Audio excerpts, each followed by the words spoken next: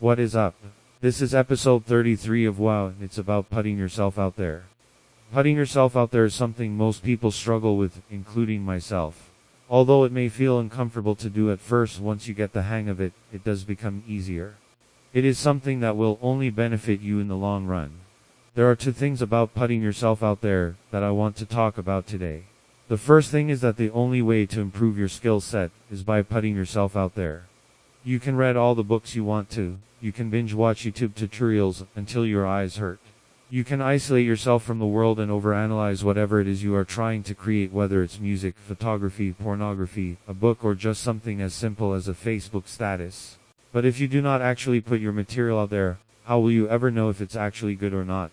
I think the major thing that holds most people back is fear of rejection. Nobody likes the feeling of rejection, and will do anything to avoid it. As I mentioned in episode 13 of W.O.W, no matter what it is you do, not everybody is going to like you. In fact, the closer you get to being on top of your game, the more and more people are going to hate on you. This is because some people don't have the balls to chase their dreams and would rather hate on others and just conform to the norm instead. If you keep this in mind, then you can get past the first crucial step, which is actually displaying your talent or creation publicly. The next problem is knowing who to take constructive criticism from. As I mentioned in episode 7 of W.O.W, not everyone is qualified to give you the right advice you may need for a particular situation. Putting yourself out there will also give you a good idea of what kind of content people are actually receptive to.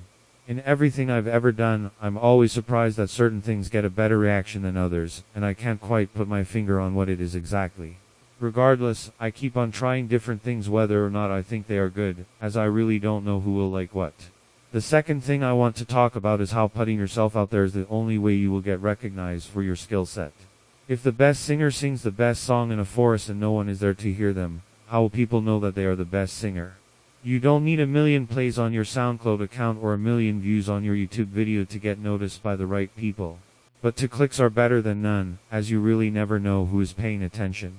One thing I can say from personal experience as a person who has been putting themselves out there since I was a teenager, I'm always pleasantly surprised when someone who I would never expect to tells me that they consumed my content and enjoyed it. As well as everyone who has approached me in my life with different offers because they were paying attention to what I was doing, even though I was never super popular. I thank you for that, and I encourage everyone to put themselves out there as well. You will only grow from it, and you really never know what opportunities it can lead to. So what are your thoughts? Do you put yourself out there? How else can you benefit from putting yourself out there? Let me know in the comments below. Also, if you know someone who would find this video helpful, feel free to share it with them, because sharing is caring. I'll be posting episode 30 for next week. I post a new episode every Wednesday, and in the meantime you can email me at tc@troycarter.com if you have something you want me to talk about.